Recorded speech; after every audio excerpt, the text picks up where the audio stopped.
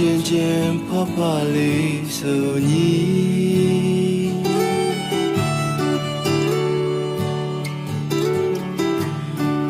သူနှကိုပြန်လည်ချစ်ခဲ့ခြင်းတွေဒီနေရာမှာဒီလိုဆုံးသက်ပြီး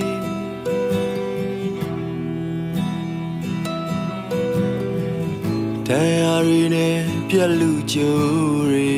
အေးတူပူမြဘဝကခါစေသည်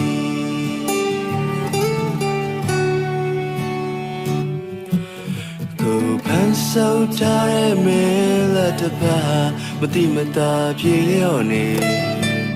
နောက်ကျော်ခိုင်းထားပြီးရဲ့လမ်းမှာပန်းတွေကြွေတော့မလေးချစ်တော်ရဲ့အဝေးမှာပြော